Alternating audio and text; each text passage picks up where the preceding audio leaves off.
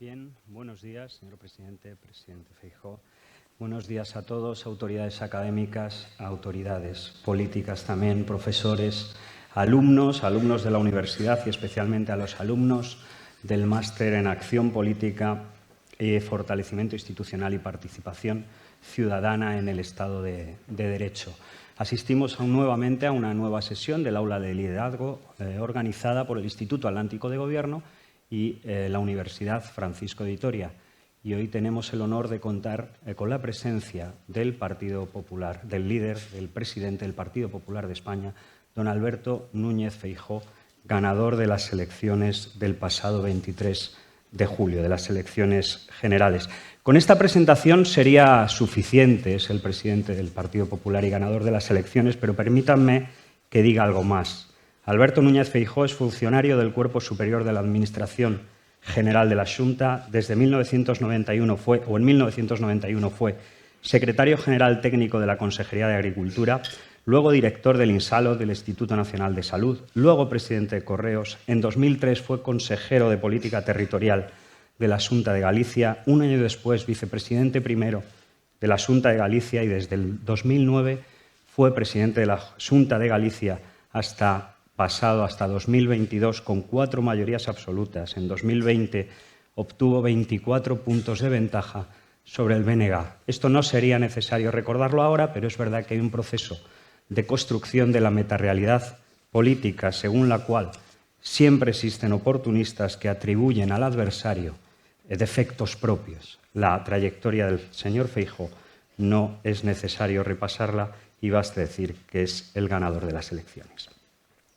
Señor Feijóo, también presidente Aznar, bienvenido, muchas gracias por estar aquí con nosotros inaugurando el Máster de Acción Política en este aula de liderazgo del Instituto Atlántico de Gobierno. El martes pasado ambos tuvieron el honor de asistir a la jura de la Constitución en las Cortes de la Princesa Leonor. ¿Cómo vivieron en un momento tan confuso, convulso, este momento a su vez tan simbólico que muestra la vigencia del pacto constitucional y que muestra y representa también la vigencia del pacto intergeneracional? Muy bien, pues muchas gracias. Muy buenos días a todos. Para mí es un honor estar aquí, es una oportunidad. El presidente Aznar me invitó a compartir con él esta inauguración del máster y estar en esta universidad, sin duda, después de 30 años de universidad y de un proyecto universitario que, después de escuchar cuáles son los principios que inspiran el máster y, entiendo yo, un código deontológico de esta universidad, no puedo más que compartirlo. Decía el director del máster la importancia de distinguir entre la verdad y la mentira. Yo creo que una persona que le interesa la política, una persona que le interesa servir a los demás, al menos en mi caso, yo me dedico a la política porque quiero que la verdad gane a la mentira. Cuando la mentira gana a la verdad, automáticamente todo se deforma. No sabemos dónde estamos. Todo empieza a una decadencia en la que lamentablemente algunos países viven. Y lamentablemente el nuestro ya está inserto en esa decadencia. Por eso digo, como primera idea, que la verdad le gane a la mentira. No solamente es un compromiso ético con la vida, sino que entiendo que un político ha de tener siempre de guía ese compromiso permanente con decir la verdad, con no engañar a la gente y con mantener un capital político, que es la palabra. Y quisiera en esta pequeña introducción darle valor a la palabra dada, porque lamentablemente en la política actual la palabra ya no tiene valor.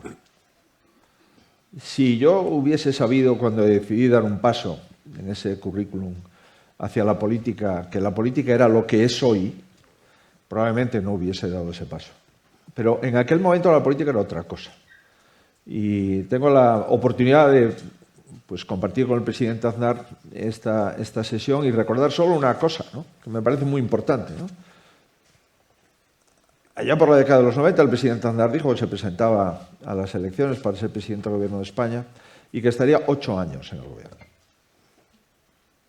Es evidente que la mayoría de los políticos no le creyeron. Es evidente, además, que según iban consumiéndose esos años en el partido empezó a haber un movimiento en contra de que rectificase o al menos modulase ese compromiso.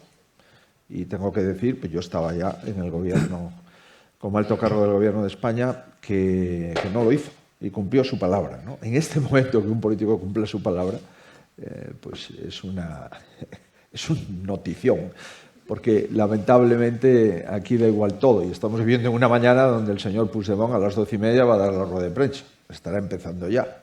Por tanto, antes de que acabe esta sesión, pues nos enteraremos de muchas cosas, ¿no?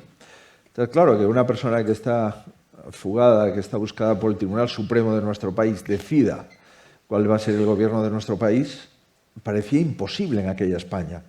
En aquella España, y yo voy a trabajar al máximo para que esto sea una anomalía que dure un tiempo corto y un tiempo limitado en nuestra democracia. Por tanto, más que nunca, yo animo a los alumnos que aquí están a que tomen buena nota y que se comprometan con la política. Que se comprometan con ser ciudadanos activos, ciudadanos formados, informados y que tomen decisiones. Porque lo fundamental para un país es que la verdad le gane a la mentira. La mañana del 31 de octubre fue una mañana donde tuvimos una muy buena noticia por la mañana, mala noticia por la tarde. Por la mañana vimos a una adolescente de 18 años que cerró el capítulo de la adolescencia e inicia un capítulo de madurez con una enorme responsabilidad, que es dedicar su vida al compromiso de cumplir y hacer cumplir la Constitución, al compromiso de una monarquía parlamentaria que acude al Congreso a decir dos cosas. Primero, reconocer que la soberanía popular reside en las Cortes y segundo, a comprometerse con cumplir la Constitución.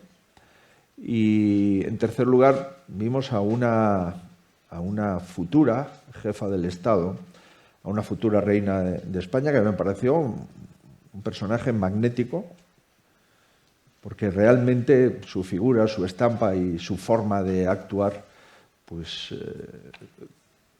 conllevó, al menos para los que valoramos las formas, algo muy importante, ¿no? Y es que hoy tenemos una monarquía mucho más asentada incluso de la que teníamos, a pesar de que el rey Felipe VI probablemente sea el rey con más formación que hemos tenido desde hace muchas décadas. Bien, esta era la buena noticia de la mañana, ¿no? Que se empaña, bueno, porque en España hay gente que se empeña en empañar nuestro país, ¿no? En el Congreso de los Diputados no estaban, en primer lugar, la totalidad del gobierno. Y en segundo lugar, todos los socios del candidato Sánchez. Hubo un boicot de una parte del gobierno y de todos los socios parlamentarios de Sánchez a la jefatura del Estado, a la monarquía constitucional y a la Constitución española.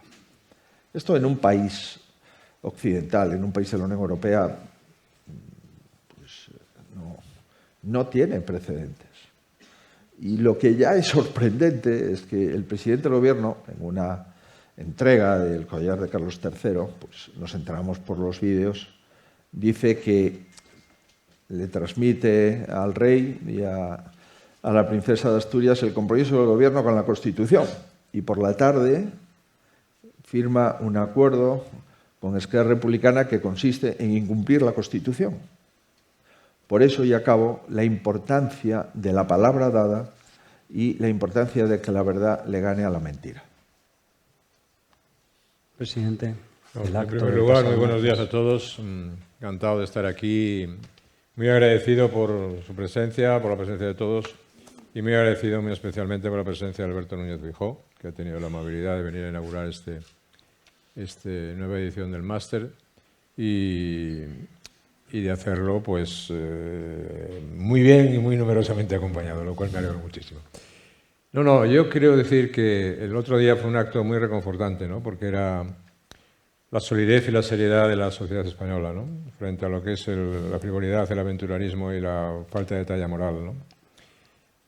Monarquía es constitución y por lo tanto estábamos viendo cómo esta monarquía que trajo la democracia a España con el rey Juan Carlos I en mitad de los años 70, un rey en activo que cumple ejemplarmente sus funciones constitucionales y que además de eso, pues hay que decir que los ciudadanos españoles no se lo han puesto muy fácil muchas veces, en muchas ocasiones, sobre todo algunos. Y en tercer lugar, la jura de la princesa heredera de la corona, que es un síntoma de estabilidad y de continuidad y de compromiso constitucional, como ha sido, ¿no?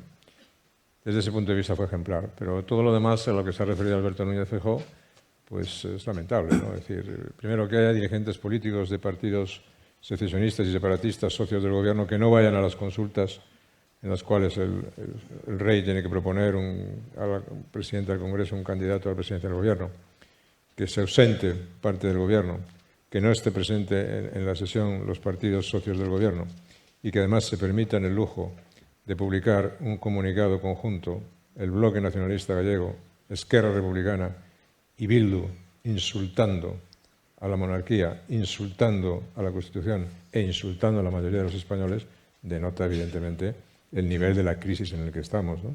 Y denota efectivamente la calaña moral en la que están enquistados algunos dirigentes políticos en España, ¿no? En todo caso, fue un acto reconfortante que espero y deseo que la gente tome nota, porque es un acto que trasciende históricamente a una simbología y es un compromiso con la Constitución y con la estabilidad de España muy importante. Pues volvamos sobre la cuestión de la verdad y la mentira, porque yo tenía algunas reflexiones, verdad que el excelente discurso del profesor Elía pues de alguna manera ha solapado la intervención, pero yo tenía una frase. Primero, una frase de la que partíamos cuando en aquel máster del Instituto Atlántico de Gobierno con el profesor y diputado Miguel Ángel Quintanilla partíamos de una reflexión, y era el año 14. Parecía imposible entonces. Partíamos de la reflexión para organizar el módulo que trabajamos: la democracia no resiste la mentira. Recientemente, usted en una entrevista en marzo de 2023 dijo: cada vez más merece la pena recuperar la verdad. Esto es lo que ha dicho. También ha expuesto dónde estamos, pero cómo se combate la mentira cuando pasa también al BOE.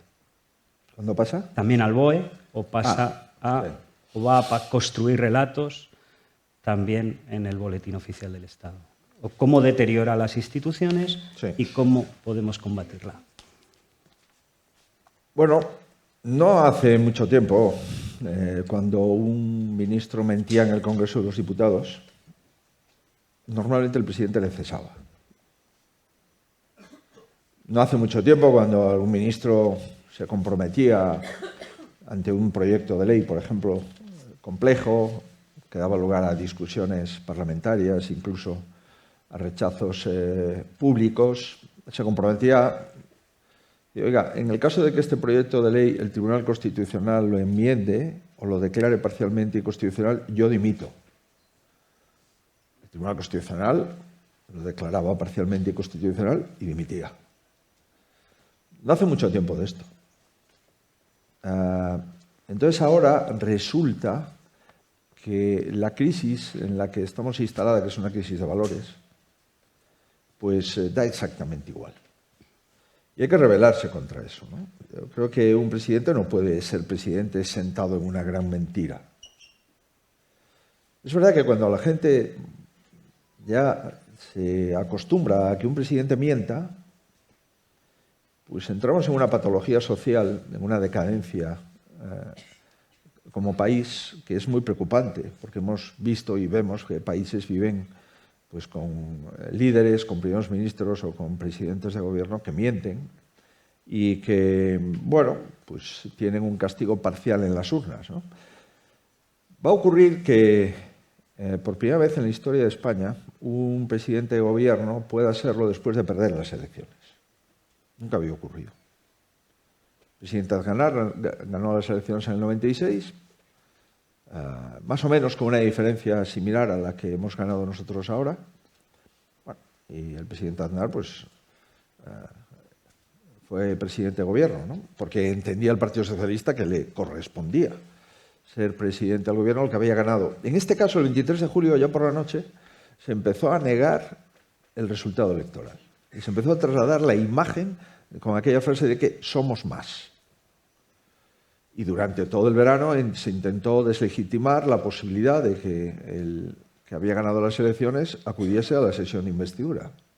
Se presionó de forma directa e indirecta a la Casa Real para que no designase candidato a la investidura al presidente del Partido Popular y, bueno, en este caso la jefatura del Estado ha vuelto a cumplir sus funciones constitucionales. Y es que las fuerzas políticas que comparecimos en Zarzuela, pues uno acreditó 172 votos a favor y otro acreditó como mucho 152. Y las fuerzas secesionistas, separatistas, volvieron otra vez a boicotear la jefatura del Estado, no acudiendo, como decía el presidente Aznar, a esa comparecencia, ¿no? Bueno, digo yo lo de la mentira, ¿no? Fíjate, es que en la historia de España, en el último lustro, está llena de mentiras.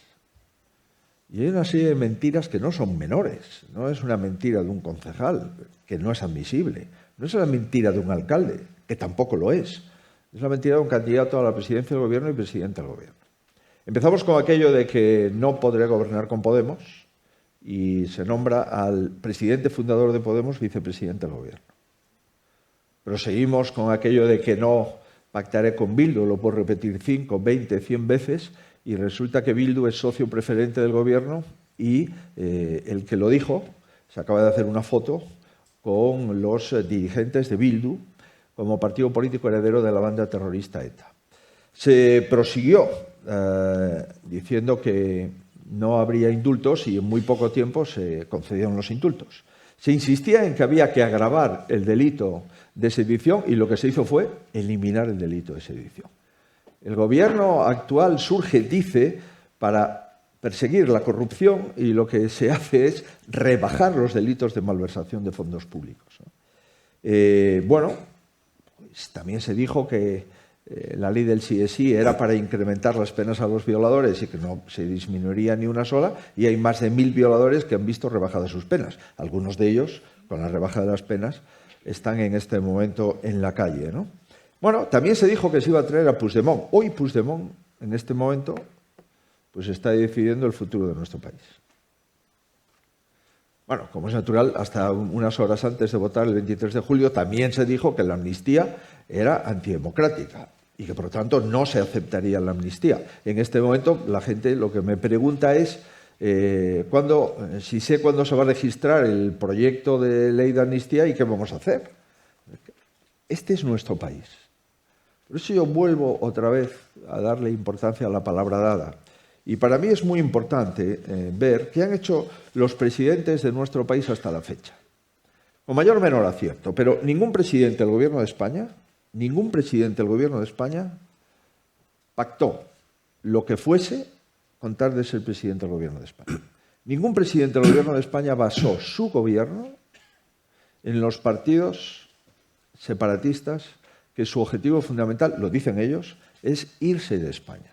Ningún presidente del Gobierno de España concedió indultos a políticos para permanecer en el gobierno. Y ningún presidente del Gobierno de España aceptó que los abogados de los políticos fugados de la justicia española redacten la ley de amnistía con el gobierno. Por tanto, las cosas que están ocurriendo, insisto, no tiene parangón, pero no tiene parangón en las democracias occidentales. Por tanto, no es que esto ocurra El otro día tuve una reunión con el presidente de la CDU después de una cumbre de los líderes del Partido Popular Europeo y me pidió que le explicase qué es lo que estaba pasando en España, ¿no? Y yo le puse un ejemplo, ¿no? Imagínese usted que en Baviera pues el presidente de Länder declara la independencia de Alemania y que, por tanto, el canciller alemán y el gobierno alemán, lógicamente, activen en la justicia alemana el procesamiento del presidente de Länder, y el presidente de Länder acude a Bruselas, se refugia en Bruselas con los líos del derecho europeo y con el euroorden, y cuando están a punto de ser entregado a los tribunales de justicia alemanas, para ser canciller de Alemania, el candidato pacta con ese presidente fugado de Baviera el gobierno y la cancillería alemana. Lo que hizo fue echarse las manos a la cabeza y decirme si esto es lo que estaba ocurriendo en mi país. Y yo le he dicho que es exactamente esto sin entrar en detalle, porque todavía hay más detalles, ¿no? Por tanto, la mentira, vuelvo a reiterar, es el colesterol de la política, pero es que así la política puede infartar y automáticamente un país que no tiene gobernanza, sino que se basa en una mentira continuada, es un país de enorme debilidad. Yo no voy a entrar ya en proteger la dignidad del presidente en funciones del Gobierno, porque para mí la dignidad personal del señor Sánchez es irrelevante. Y es irrelevante porque si él no se respeta a sí mismo, es muy difícil que lo respetemos los demás. Ahora, es evidente que lo relevante no es la dignidad personal del candidato. Lo relevante es la indignidad a la que somete a la democracia española por su indignidad personal. Por tanto, yo vuelvo a poner en valor el tema de la verdad. Y le puedo asegurar que cuando estamos delante de un presidente de gobierno que lo fue, que se fue porque ya era su compromiso y que entendió que no podía faltar a su compromiso y que aquellos 8 años que se comprometió, pues era el plazo máximo para no faltar a su compromiso, que entiendo yo que detrás de eso, de no faltar a su compromiso, era no faltar a su país. No sé, el presidente Aznar sucedió al presidente González. Yo creo que era bueno esa sucesión, pero en este caso, suceder a Sánchez es una necesidad, es una urgencia vital en nuestro país. Vuelvo a reiterar, la mentira no le puede ganar a la verdad. Y en este momento, pues lamentablemente, la verdad va perdiendo.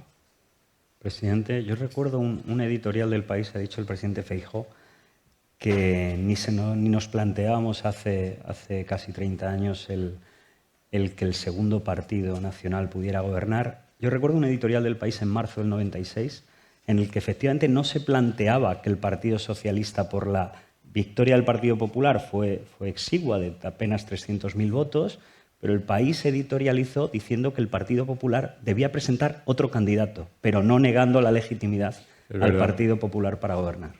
Es verdad, y eso no creo que eso pase a las páginas más importantes y de oro de ese periódico, precisamente, ¿no?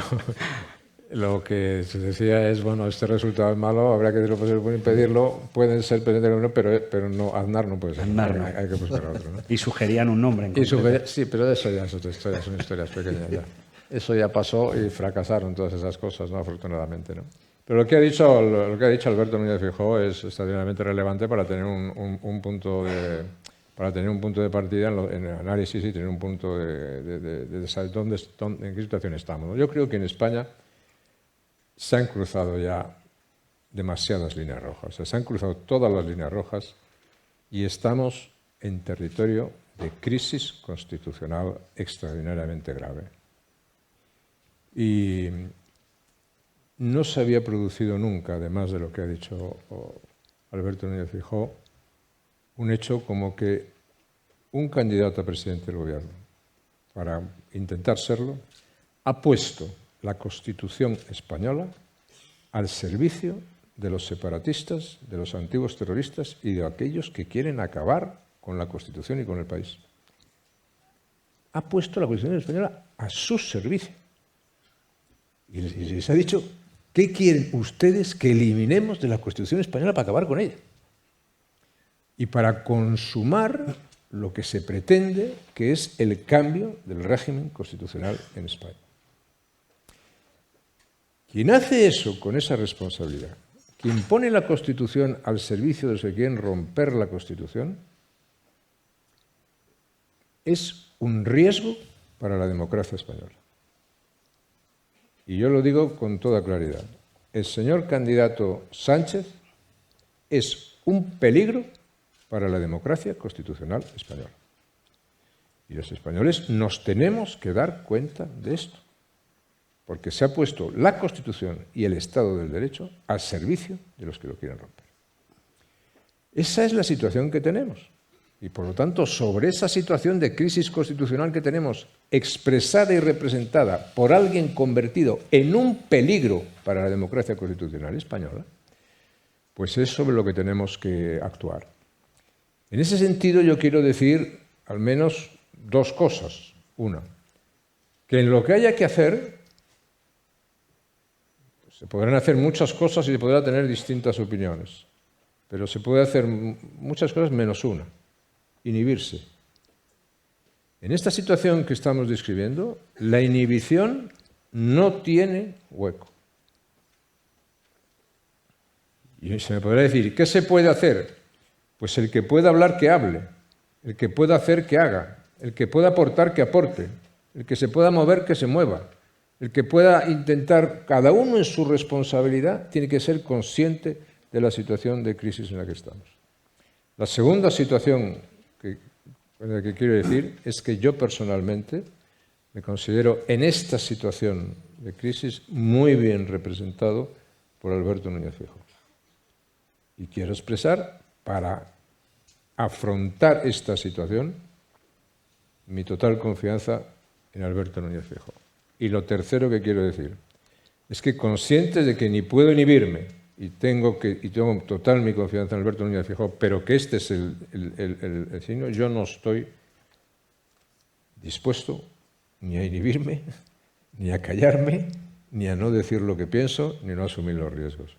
No estoy dispuesto a ver, sin hacer nada, sin hablar, sin decir, sin advertir, que la Constitución española o la continuidad histórica de España pueda deshacerse. No estoy dispuesto y no lo voy a hacer.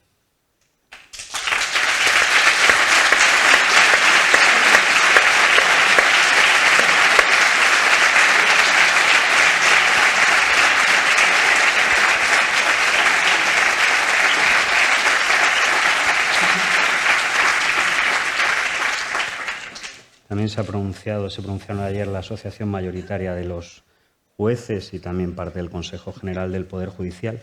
Usted esta mañana, señor Feijóo, en un desayuno para los medios, ha hablado acerca de la amnistía. Supongo que muchos de nuestros estudiantes y de los aquí presentes no han escuchado sus palabras. ¿Qué anticipa? ¿Qué implica? ¿Hacia dónde nos lleva en concreto la amnistía, dando por hecho que va a haber una ley de amnistía? ¿Qué derivaciones materiales e inmediatas va a tener en este proceso de deterioro que también ha expuesto el presidente Aznar? Es importante que cada uno cumpla la función y el deber que como ciudadano español tiene con la democracia de su país, con el Estado de Derecho de su país y, en definitiva, con su propio trabajo, con su propia empresa, con su propia profesión, porque esto afecta a todos. Esto no es un asunto del señor Sánchez o del señor Feijóo, no.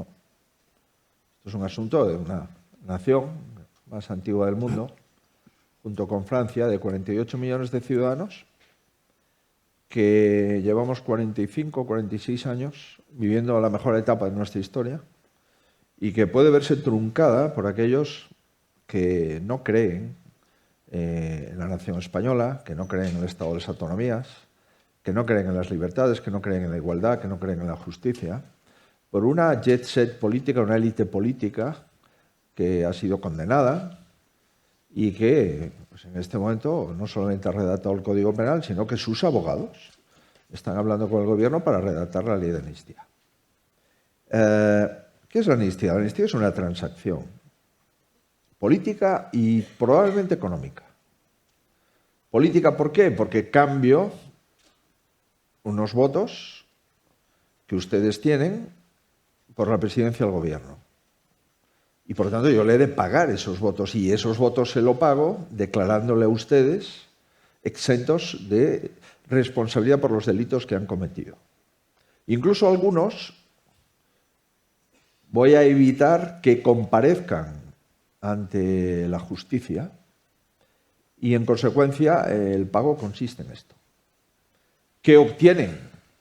Además del borrado de sus delitos, pues obtienen la gobernabilidad de España, porque al final vamos a tener un presidente del gobierno en libertad condicional, en la que cada martes, cada miércoles, cada jueves en el Congreso de los Diputados, para sacar las votaciones necesita que los mismos que ahora le pueden votar en la investidura le sigan votando. Porque si alguno de los 20 grupos que están detrás de este cambalache decide no votarle, no se podrá aprobar ningún texto legal en nuestro país. Tanto la amnistía, que no tiene refrendo legal, que es una aberración democrática desde el punto de vista político y que es una indecencia desde el punto de vista moral, pues es probablemente la humillación más grande de España en buena parte de sus siglos de historia, y tenemos siglos de historia.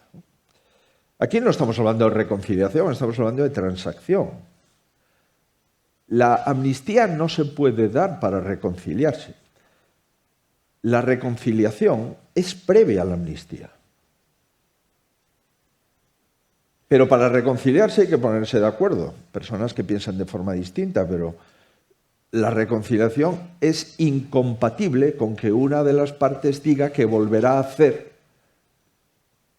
lo que ha hecho y que dio lugar a que los poderes del Estado, las Cortes Generales, iniciasen la intervención de Cataluña, 155 la Constitución, y después pues, los fiscales y el Poder Judicial ejerciese las competencias, ¿no? Esto es una enmienda a la totalidad. Al Poder Legislativo, porque enmienda los códigos que el Poder Legislativo aprobó.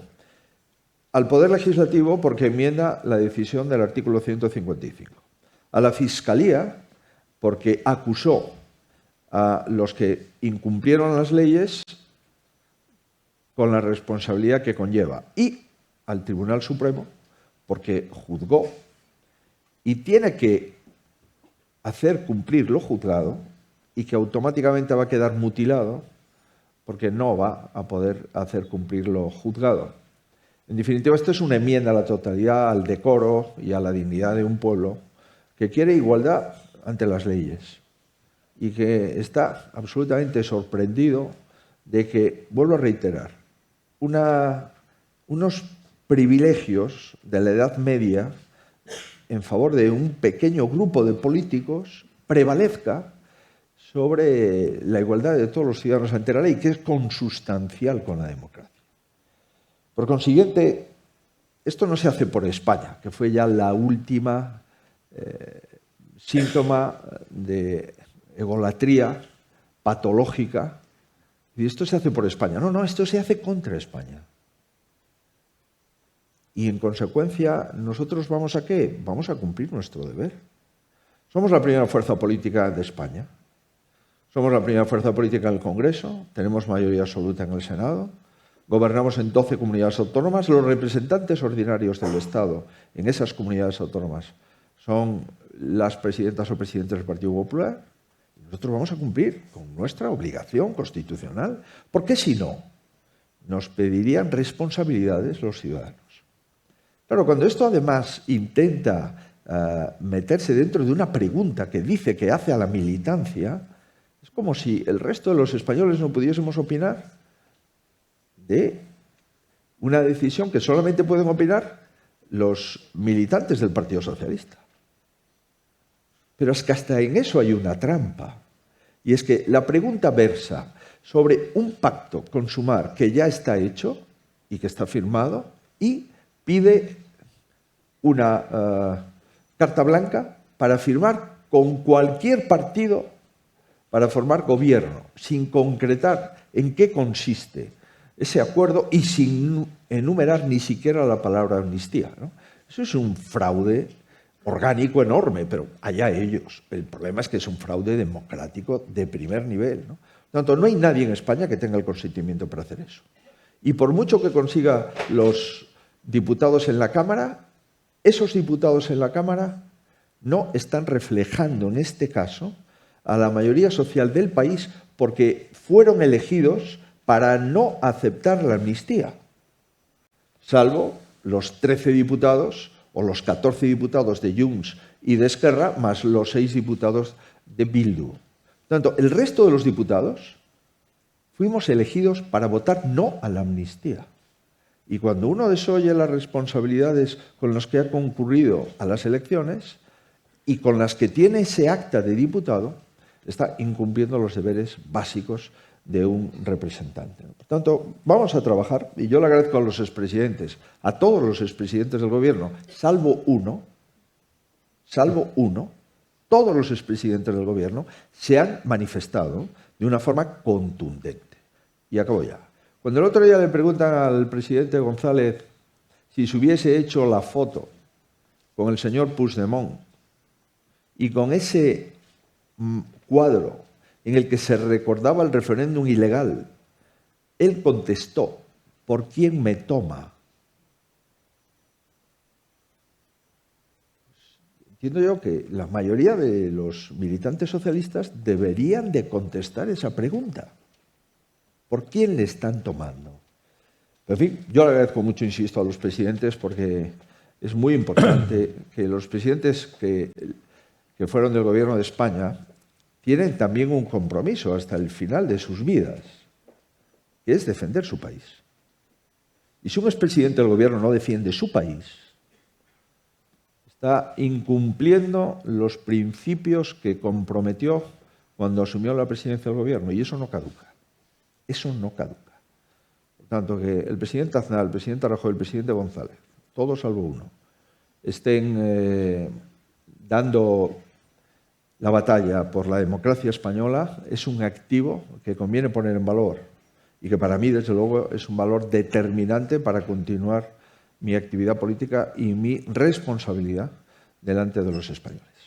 Probablemente ha citado la consulta a las bases del Partido Socialista. Probablemente esa consulta también tenga el objetivo de transformar el aval de la militancia en aval de los electores, ¿no? Tiene ese juego de transformismo político sobre la conversión de las preferencias de los militantes en la conversión en preferencias de los electores. Por volver sobre la amnistía, esta mañana leía una catedrática de Derecho Constitucional que consideraba ilegítima la amnistía en estos términos, porque para considerarla legítima, presidente Aznar, usted que se ha pronunciado sobre lo que supone para la Constitución, porque considerarla legítima exigiría rechazo expreso de la unilateralidad por parte de los separatistas y un amplio consenso político y social que no existe. Yo añadiría, o yo creo que le ha faltado a esta profesora, hablar de garantizar la independencia del Poder Judicial, es decir, que los imputados sean juzgados. Serían 3 exigencias básicas para poder plantearnos una amnistía: rechazo de la unilateralidad expreso, amplio consenso político y social, que no va a ocurrir obviamente, y que los jueces juzguen. Vamos a ver, cuando estamos, como yo digo, en el hueso, es decir, cuando un país está discutiendo sobre la amnistía, está discutiendo sobre la posibilidad de hacer consultas de autodeterminación en algunas regiones, pues estamos en el hueso y por lo tanto estamos para pocos matices. Y hay que decir las cosas con claridad, porque si la casa se está quemando, pues mire usted, no vamos a andar con muchos matices, sino a intentar que la casa no se queme, ¿no? Entonces, yo no comparto eso de que la amnistía puede ser constitucional, depende de los objetivos de la amnistía. No, mire usted, es que la amnistía no está contemplada en la Constitución y no es constitucional.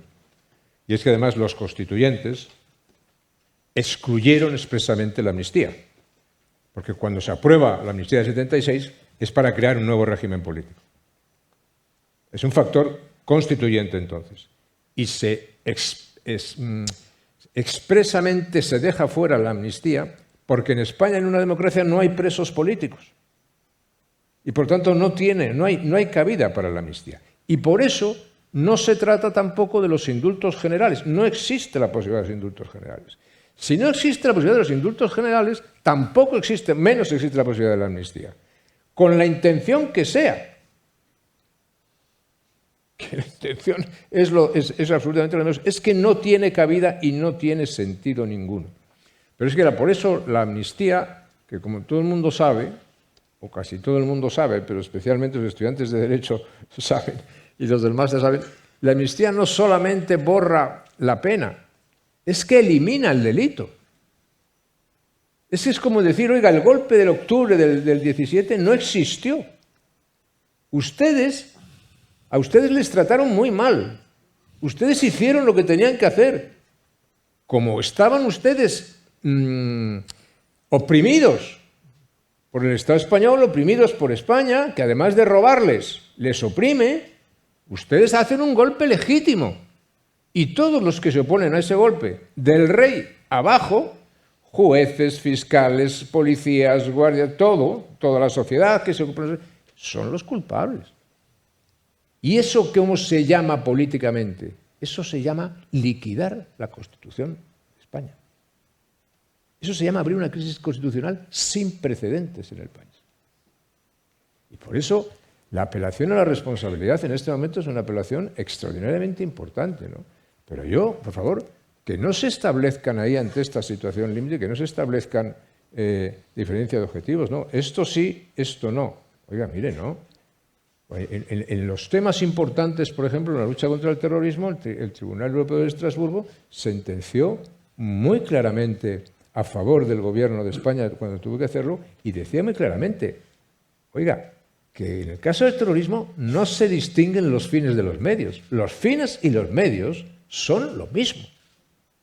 Porque ejercer el terror no es un fin, es un medio. El fin que se pretende con el terror es tan condenable como el medio que se utiliza. Eso es doctrina del Tribunal Europeo de Estrasburgo. Bueno, pues muy bien, no se confunda ahora la amnistía. La amnistía elimina el delito. No existe lo que ustedes hicieron. Y por eso ahora un prófugo que se fuga de España con una vergüenza, uno de los episodios más bochornosos de la historia de España, conforme a los bochornosos episodios que históricamente, periódicamente dan los separatistas, que son bochornosos en líneas generales, pues sale en un maletero, es un prófugo de la justicia, y ahora el prófugo de la justicia es el presidente Puigdemont, o el presidente Puigdemont, que es el que facilita la investidura de un señor que pone la Constitución, siendo un riesgo para la democracia, que es un riesgo para la democracia, pone la Constitución al servicio de los que la quieren romper. Esa es la situación. Presidente Feijóo, espera una legislatura larga, lo ha sugerido antes, cuando en su anterior intervención, espera una legislatura corta, bulliciosa, inestable, de chantajes permanentes. Es decir, ¿cree que la amnistía incluye un pacto de legislatura? ¿O qué espera del PNV tras las elecciones autonómicas vascas? ¿O espera algún giro inesperado a lo largo de la legislatura? Y en función de eso, ¿cómo planificará la estrategia el Grupo Parlamentario Popular y el partido? Yo es que no me atrevo ya a decir lo que espero de un personaje inesperado, ¿no? Pero sí sé cuál es nuestro compromiso, ¿no? Y nuestro compromiso es defender nuestro país, ¿no? Es mucho más allá de hacer oposición a un gobierno, ¿no? No, es defender el país. Es defender el pilar del país, que es la Constitución. Es defender a las Cortes Generales y que no nombren a un miembro del gobierno secretario general y letrado jefe de las Cortes, como probablemente mañana lo vayan a hacer.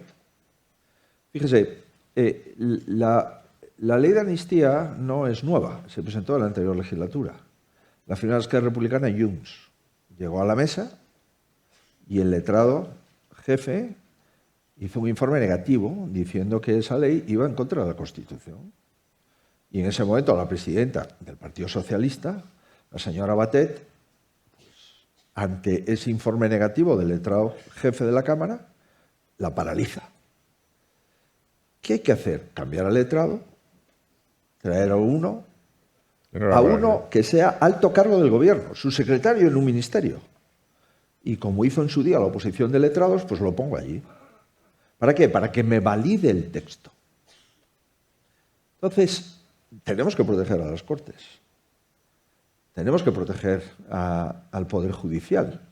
¿Usted sabe cuántas horas, cuántas semanas, cuántos días, cuántos meses se dedicaron centenares de personas, fiscales, secretarios, letrados, magistrados, a garantizar todos los derechos procesales de las personas imputadas por un delito de sedición y de malversación de fondos públicos, para garantizar el derecho de esas personas y que no tuviesen ningún tipo de falta de legitimidad, pues miles de personas han trabajado en esto.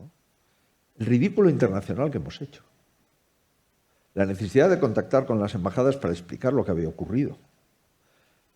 Todas las peticiones que hemos hecho para traer a un fugado, todas las euroórdenes que se han dictado. Entonces, toda esa gente la tenemos que proteger, porque es nuestra propia garantía de que mañana a usted no le expropien una cosa o declaren esta universidad una universidad inadecuada para los intereses del gobierno, o mañana no invadan una empresa desde el punto de vista de asunción de una parte de su capital.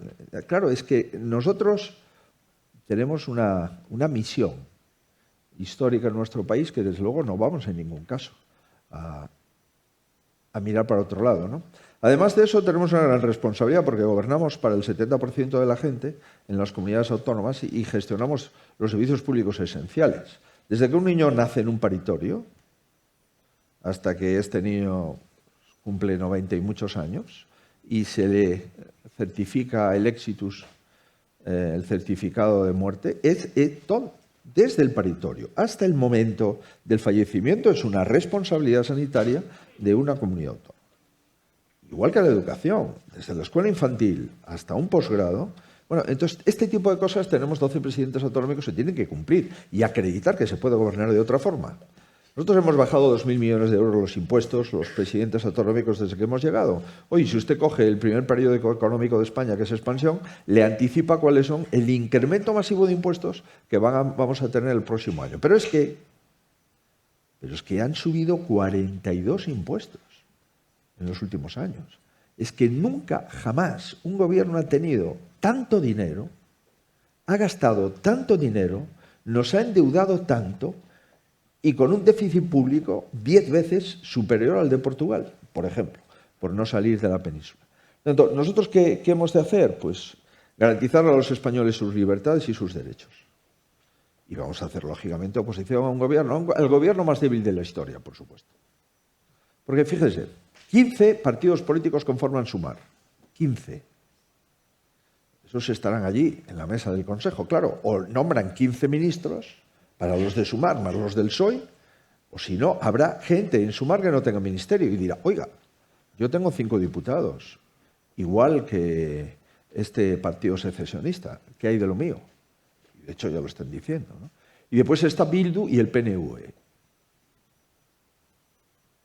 Bildu y el PNV, ¿qué tienen que ver?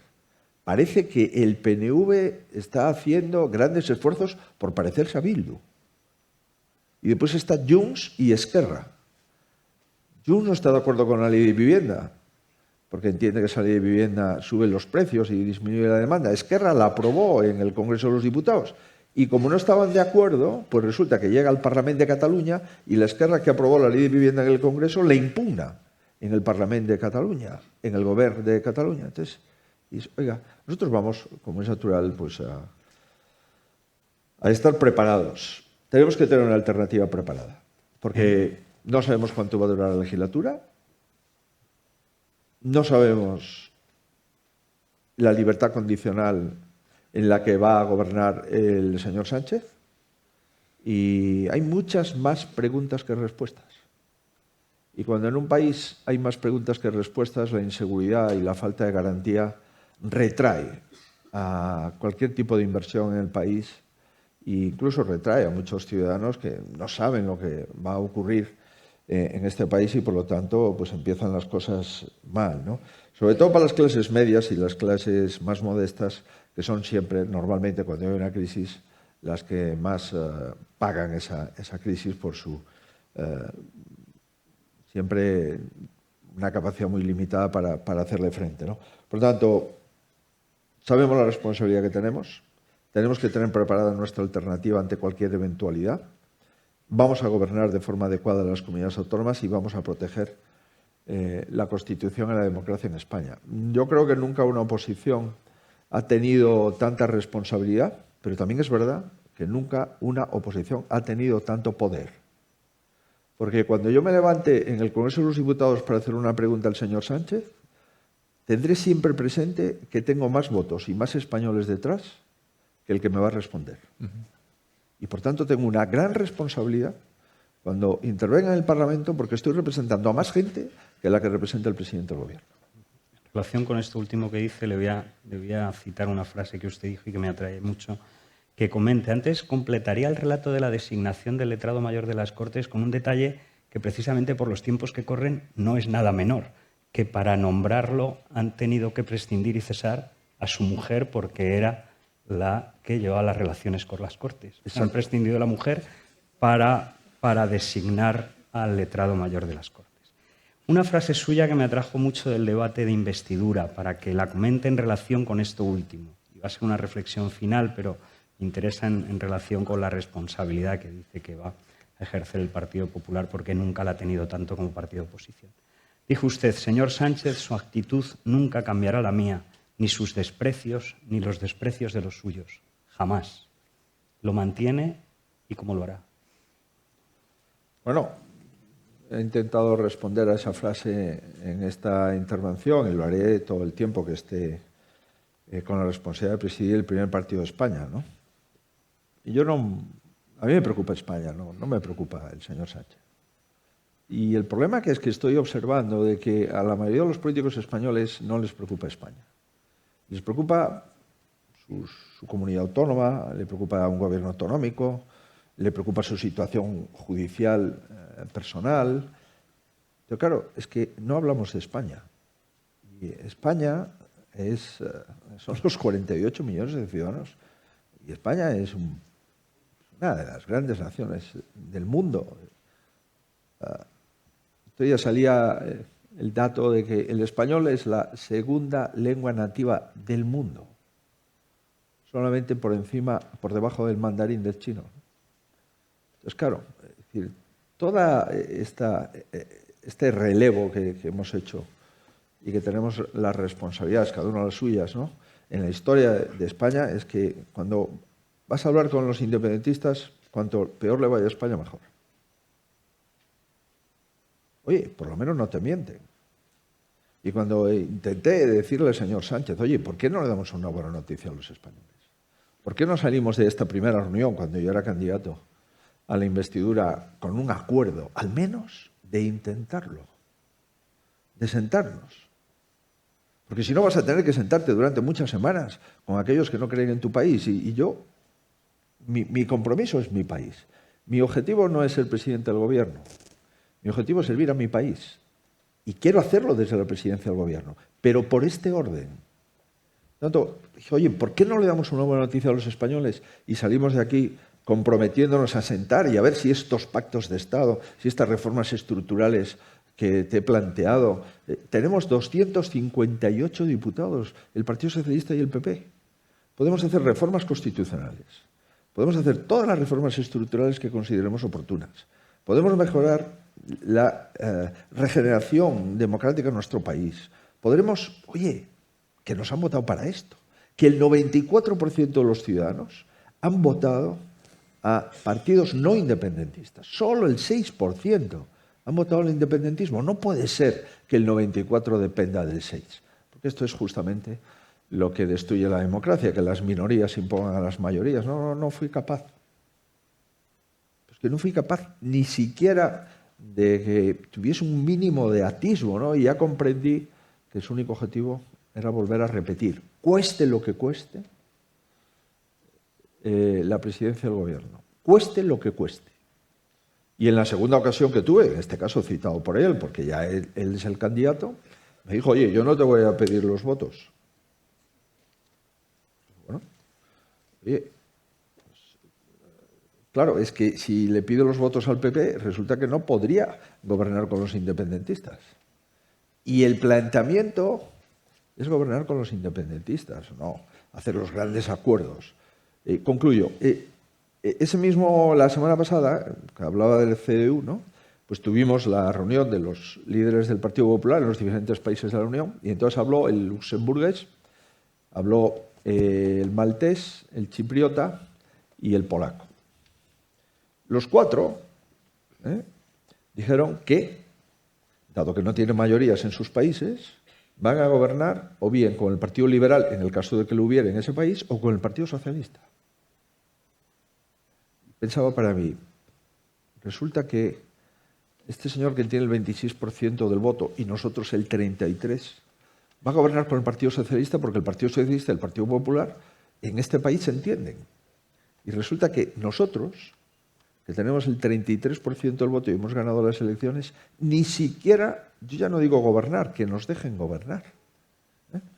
Pues claro, esto es otra anomalía más, que en España los partidos que representan o que representábamos en la España constitucional, pues también eso ha quebrado. Aquel no es no y que parte del no no has entendido del año 2015-2016 forma parte del peor capítulo de la historia de nuestro país, que se inicia con el Pacto del Tinel en el año 2004 y desde ahí hay un compromiso de romper la transición, de romper el periodo constitucional y de romper los grandes consensos en España. Si esos políticos, los del año 2004 y los del año 2015, hubiesen estado en los años 78, en los años 90, lamentablemente hoy España viviría en una situación límite y lamentablemente pues, la democracia y la Constitución española no hubieran sido posibles, ¿no? Bueno, por tanto, somos conscientes de la responsabilidad que tenemos y eso de que jamás aceptaré ser presidente del Gobierno de España engañando a España, tenga usted la absoluta seguridad. Y además creo que ya tengo una prueba. Y es que yo no voy a ser presidente del Gobierno de España porque lo que me han pedido que haga, hemos dicho que no. Y eso mismo que nos han pedido que lo hagásemos, que lo hiciésemos nosotros a cambio de la presidencia, pues lo va a hacer el siguiente candidato, ¿no? Por tanto, cuando digo jamás, es que es jamás. No sé si tengo la misma intensidad de palabra que tiene el presidente Aznar cuando dijo 8 años son 8 años, pero yo cuando estoy hablando de que en España el PP no va a defraudar su responsabilidad, le aseguro que eso es jamás. Se lo aseguro.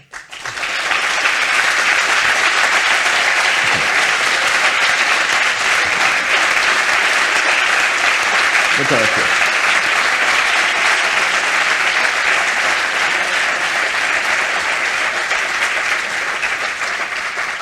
Voy a incluir ahora, quedan unos pocos minutos, una pregunta de un alumno del máster que nos ha enviado en estos días, pero se la traslado primero al presidente Aznar porque ha hablado usted antes, presidente, de no es una opción inhibirse. Y es verdad que yo también, la pregunta del alumno viene muy bien porque yo estaba en mis reflexiones a la hora de preparar el guión de esta conversación respecto de lo que noto a mi alrededor en la peluquería, en el mensajero que trae los paquetes de Amazon, en la calle, es el desistimiento, la apatía, la desmovilización, el esto va demasiado deprisa, estoy superado, ya me da igual. ¿Cómo se combate esa desmovilización, esa apatía, esa superación? ¿Y qué se puede hacer para activar o movilizar o regenerar precisamente el gen democrático? Yo quisiera decir, antes de entrar en eso, y corroborando totalmente lo que ha dicho Alberto, Sánchez hace lo que quiere hacer. No es prisionero de nadie. Está haciendo lo que quiere hacer. Y eso empieza en el Tinel, 2003, y eso tiene nombres y apellidos. Ese pacto es un pacto para excluir que el centro-derecha pueda gobernar España. Bueno, eso existe y eso está en vigor. Eso hace que el Partido Socialista, Sánchez, al cual yo he calificado de peligro para la democracia constitucional, ya no es un pilar constitucional. El único pilar constitucional que queda en España, que no se ha movido de su compromiso constitucional, es el Partido Popular. Y es Alberto Núñez Feijóo. Afortunadamente para la Constitución española y afortunadamente para el futuro de España. Segundo, yo quiero decir, estamos en una situación en la que algunos amigos decían, estáis viviendo lo que nosotros vivimos en otros momentos, ¿no? Decíamos, estas cosas pasarán en otros países, pero aquí no pasan. Bueno, pues aquí está pasando todo lo que creíamos que no iba a pasar, incluso lo de la mujer y el letrado de las Cortes, ¿no?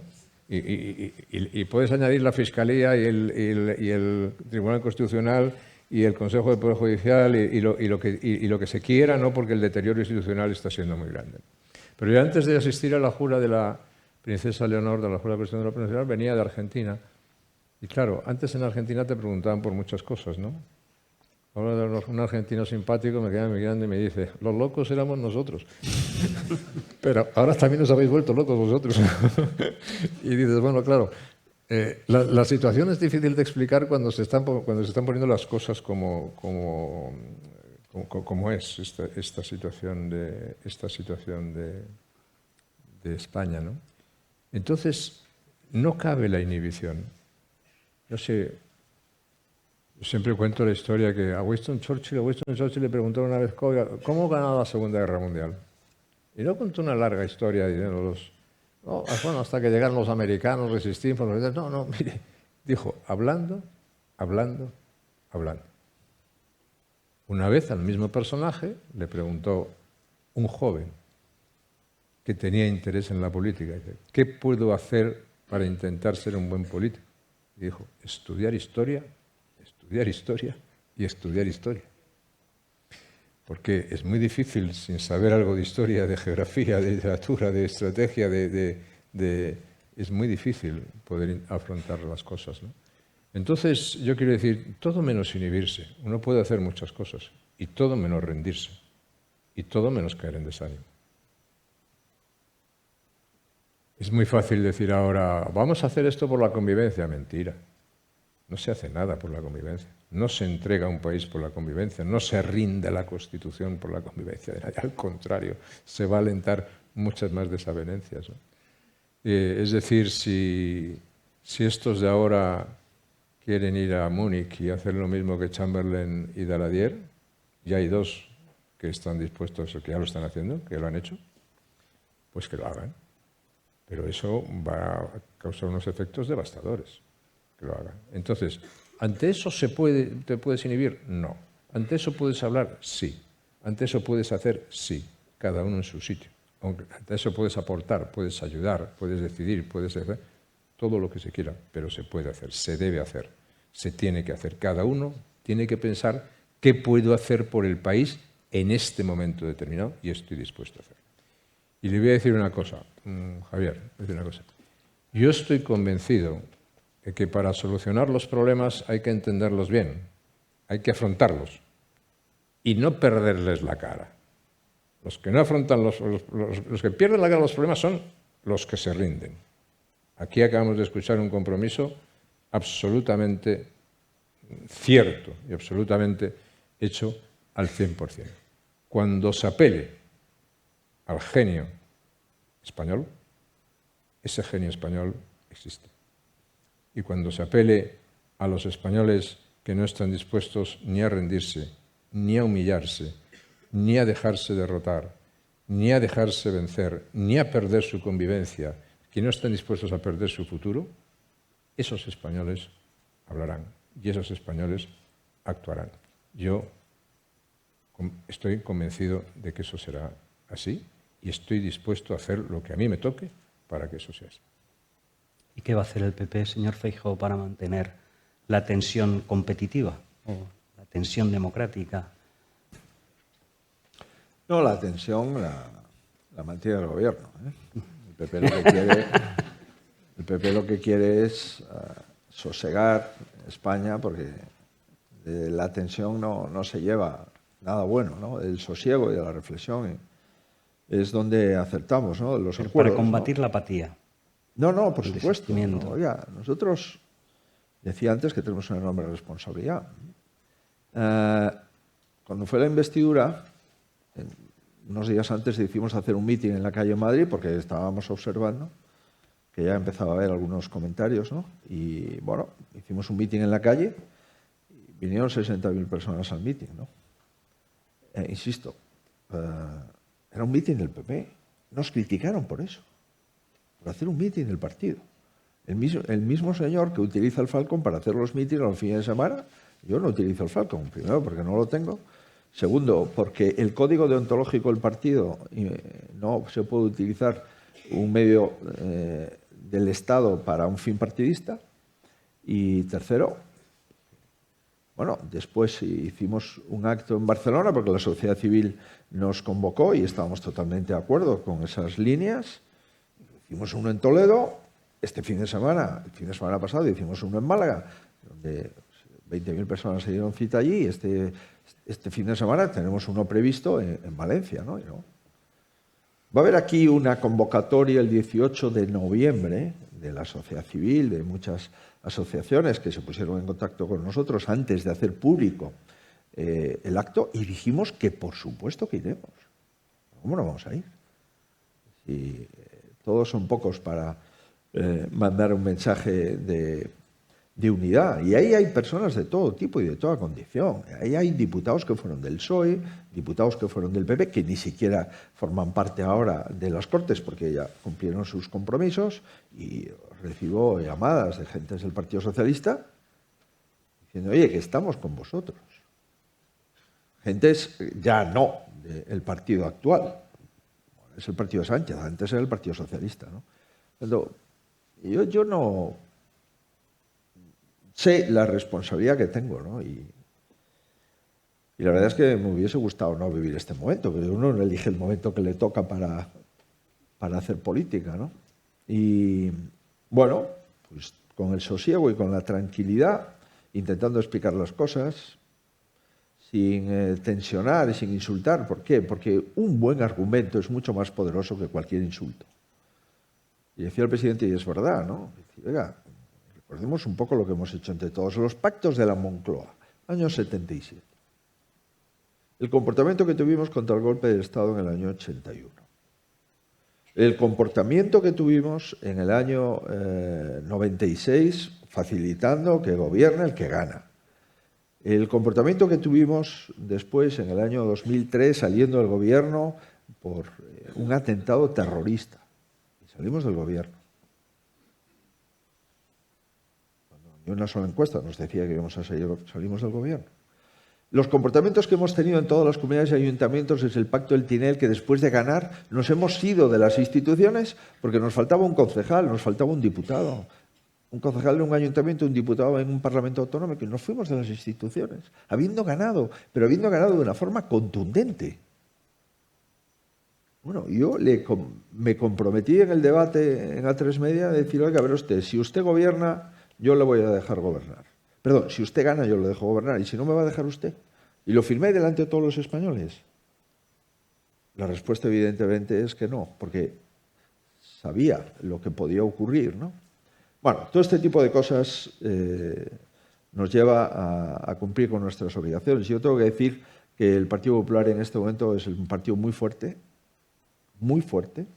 que tenemos muy buenos presidentes autonómicos, que nunca hemos gobernado en tantas comunidades autónomas, que hemos ganado en 40 provincias las elecciones, que hemos recuperado la mayoría de los alcaldes de las grandes ciudades. Hemos recuperado la Federación Española de Municipios y Provincias, lo que acredita que en diputaciones y ayuntamientos, y vamos a hacer nuestro deber, nuestro compromiso, y lo vamos a hacer sin miedo. Y sin ningún problema a que nos tachen de no sé qué. Que me tachen de español, un honor. Que me digan que somos españolistas, un honor. Que me digan que tensionamos la calle. ¿Cómo que tensionamos la calle? Es curioso, yo lo he contado. En la última reunión que tuve con Sánchez, lo conté porque como ahora ya la gente se comunica con una cosa que llaman fuentes, pues el Partido Socialista sacó un papel después de la reunión que teníamos en la que, bueno, es exactamente lo que me dice, ¿no? Claro, yo no soy capaz de hacer unas fuentes antes de tener una reunión, en todo caso será después, porque si no, ¿para qué tengo la reunión? Entonces, yo no sé quién escribió a Sánchez las fuentes, pero él, claro, se las leyó para decirme lo que me tenía que decir. Me dijo dos cosas, ¿no? Me dice, oye, te pido que no tensiones mi investidura porque lleváis 2 manifestaciones en contra de mi investidura. La primera, la que hicisteis en Madrid, y la segunda, la que hicisteis en Barcelona. Me quedé mirando y le dije, presidente, pero si la que hicimos en Madrid fue antes de mi investidura, no antes de la tuya. Y la segunda de Barcelona se convocó antes de mi investidura, no antes de la tuya. ¿Tú te imaginas una conversación de este tenor? Pues, como las fuentes del PSOE la contaron, yo no tengo ningún inconveniente en volver a contarla, ¿no? Entonces, claro, cuando un presidente del gobierno le dice a otro señor, oye, no tensiones esto porque has hecho en contra de mí estas cosas y resulta que ni siquiera tú eras candidato cuando se hicieron, pues todo es posible. Y le recordé, oye, presidente, yo he firmado que te dejaría gobernar si ganabas. Respuesta, no te creo. Digo, oye, lo he dicho delante de todos los españoles. No te creo. Claro, solamente una persona que es capaz de decir delante de los españoles una cosa y mentir es capaz de no creer a alguien que dice delante de los españoles una cosa y que no la va a cumplir. Oiga, ¿usted sabe lo que es delante de tu nación comprometerte a hacer una cosa? ¿Cómo le puedo mirar yo a los ojos a la gente si hubiese pactado este tipo de cosas?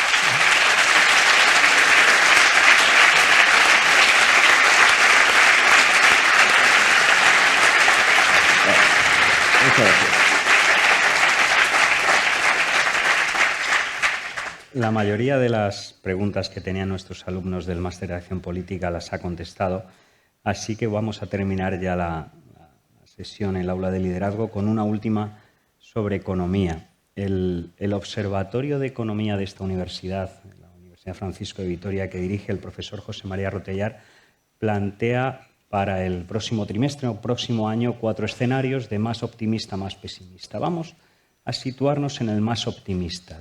Y el observatorio o el informe del observatorio dice incluso en el más optimista pueden aparecer cisnes negros.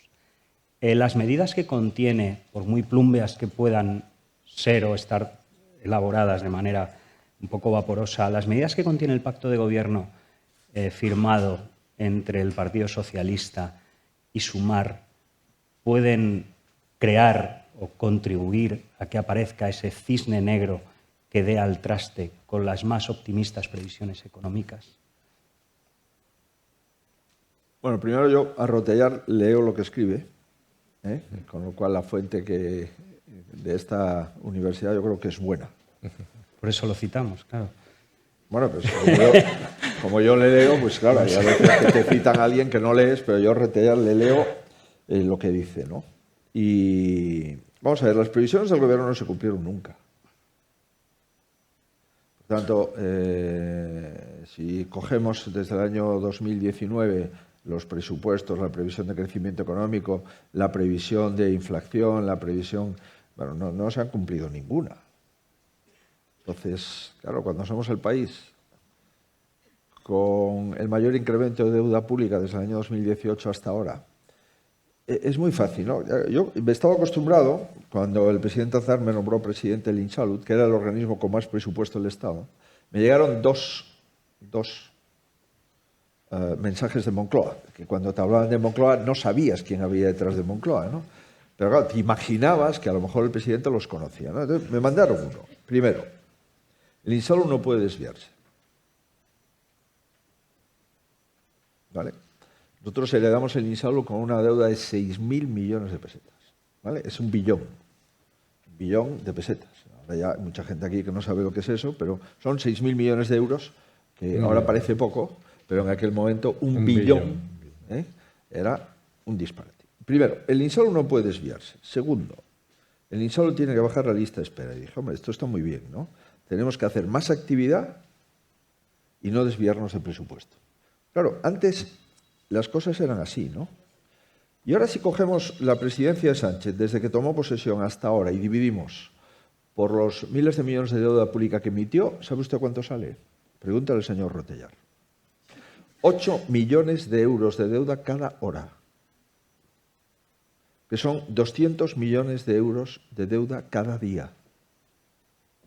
400.000 millones de euros de deuda a final de este año, que totaliza la deuda del Reino de España 1,6 billones de euros y que el próximo año conlleva 40.000 millones solo de intereses. ¿Va a colar en Europa? porque vuelve el Pacto de Estabilidad. Sí, la verdad es que Europa está preocupada de algunas cosas que no está preocupada, que cambiaron las prioridades, ¿no? Pero lo que está claro es que España no es un país viable dedicando la segunda partida del presupuesto del Estado, la primera a pensiones por el déficit que conlleva y la segunda a los gastos financieros de la deuda. Este país, evidentemente, no, si seguimos así, no será viable, ¿no? Y claro, ¿por qué hemos incrementado el doble de deuda? Oiga, porque el gobierno ha vivido mucho mejor que los españoles. Porque no solamente tenemos deuda, un español tiene una deuda de 7.000 millones de euros per cápita, ¿no? Sino que es que el niño los niños, las niñas que han nacido en los paritorios esta mañana entran con 7.000 millones de euros de deuda. Oye, menudo recibimiento, ¿eh? Tanto nosotros estamos viviendo mucho mejor que los jóvenes y nuestra generación está viviendo a costa de los jóvenes españoles. Nosotros no nos dará tiempo de pagar la deuda, pero ellos la van a heredar. Por lo tanto, este es un planteamiento en cuanto a los cumplimientos del gobierno, pero es que el gobierno, si usted coge la previsión de PIB del presupuesto y del PIB real, España es el cuarto país de la Unión Europea, por la cola, en volver al PIB del año 2019. Y eso que hay algunos países que no han incrementado el PIB, porque la metodología es distinta a la española. Nosotros hemos incrementado el PIB, porque es curioso, ¿no?, que el INE siempre se confunda en beneficio del gobierno, ¿no? Desde que han cambiado el director general del INE, todos son buenas noticias. La pregunta es, oiga, ¿y el anterior qué opina de todo esto? Algún día nos lo dirá. Pero, claro, tenemos un incremento de los precios del 17% desde el año 21 y de los alimentos de un 31%. Y resulta que en el año 22 hemos recaudado 42.000 millones más de impuestos que en el año 21. 42.000 millones hemos pagado más de impuestos. Y en el año 23 volvemos a tener otro récord de recaudación. Y el acuerdo con Sumar conlleva un incremento de los impuestos de 40.000 millones de euros más. En el impuesto de sociedades, 10.000 millones de euros más. Y después te preocupa y se rasgan las vestiduras y se llaman antipatriotas algunas empresas que dicen, oiga, mire, yo es que si usted me pone estos impuestos extraordinarios y me los convierte en ordinarios, mis inversiones las haré en otro lugar. ¿Sabe usted por qué? Porque mis accionistas, los paquetes mayoritarios de los accionistas, no son españoles. Por tanto, tengo un problema de control de mi compañía. Y adicionalmente, los que son españoles, pequeños ahorradores, son los que van a pagar esos impuestos. Porque los directivos de la compañía, me imagino que seguirán cobrando lo mismo, y los que van a pagar ese incremento de impuestos son los pequeños accionistas y la entidad de inversión. Y cuando una empresa tiene previsto invertir en España 3.000 millones y congela esa inversión, automáticamente quien va a pagar esa no inversión son los trabajadores de las empresas que iban a cometer esas inversiones. Por tanto, esto de que castigamos a las empresas, oiga, si una empresa va a invertir 2.000 millones de euros y va a hacer unas fábricas y unas conducciones y unas comunicaciones y unos trabajos de infraestructuras y darían trabajo a miles de personas, bueno, pues si yo no ejecuto 3.000 millones de euros, es evidente que ese trabajo no lo voy a producir. Todo esto, insisto, es una frivolidad enorme, ¿no? La jornada, no, van a ser 37,5. ¿Porque lo diga usted? ¿Vamos a derogar la negociación colectiva en España? ¿Va a ser el gobierno el interlocutor que diga a sindicatos y a empresarios, no, esto se hace así, pero oiga, pero esto de la negociación colectiva se va a derogar por un gobierno de izquierdas? Bueno, mire, con independencia de todo esto, lo que ha pactado el Sumar y el PSOE es irrelevante. Porque no tienen a dónde ir ni la lideresa del Sumar, que no sea a la política, y el presidente Sánchez, que no sea la política. Por tanto, eso es un papel de subsistencia, es un manual de supervivencia. Preocúpese usted por lo que pacten con los demás, porque los demás sí que van a mandar, ¿eh? Estos señores al final harán lo que les manden y no lo que a ellos les gustaría. Pero la situación económica de nuestro país es curioso. más deuda pública que nunca, más déficit, más impuestos, más recaudación y más deuda. Oiga, todo esto a la vez. A nosotros nos enseñaron otro manual. El manual es menos deuda pública, menos déficit, si es posible, superávit de cuentas públicas, superávit en las pensiones, mayor competitividad de nuestra economía y más creación de riqueza. Por tanto, los manuales son absolutamente distintos. Y claro, el manual del crecimiento de la economía española, de la entrada en el euro, el manual de superávit presupuestario, el manual de superávit y una bolsa en las pensiones, ese es el bueno. Te aseguro que es el bueno, ¿eh? El otro es el manual de cómo subsistir políticamente a costa del dinero de los trabajadores. Y eso comprenderá usted que no es el manual del Partido Popular. Pues muchas gracias, señor Feijóo, por ser el autor del manual. Me habla de decir una cosa nada más, y es que yo estoy totalmente de acuerdo con lo que ha dicho Alberto, pero esta pregunta, si la situación que viviésemos fuese normal, tenía que haber sido, no probablemente la última pregunta, sino tenía que haber sido muchas preguntas sobre estos temas porque es un tema capital. Pero eso denota efectivamente la situación en la cual estamos, desgraciadamente, ¿no? Y por eso estos debates, pues, como ha dicho él, da igual lo que pacten, ¿no? Cuando el vacío se llena de nada, pues no resulta nada, es igual. Pues entonces, encantado, y ahora sí, como presidente del Instituto Atlántico de Gobierno, quiero dar las gracias a Alberto Núñez Feijóo por su presencia aquí y quiero desearle con total confianza mucha suerte y mucho éxito, porque al final del final, los grandes liderazgos nacen en las ocasiones difíciles. Muchas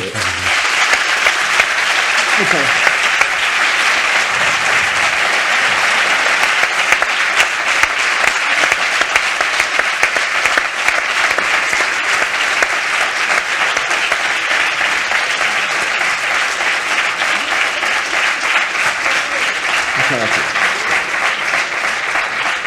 Pues muchas gracias, señor Núñez Feijóo, muchas gracias, presidente Aznar, por volver a convocar esta aula de liderazgo, y muchas gracias a todos los asistentes. Damos por concluida esta conversación. Muchas gracias. Muchas gracias. Por favor, los alumnos del Máster de Acción Política, si podéis acercaros al escenario para hacerse una foto con los presidentes. ¿Qué ha dicho? Que los alumnos del máster... Los alumnos del Máster de Acción Política de este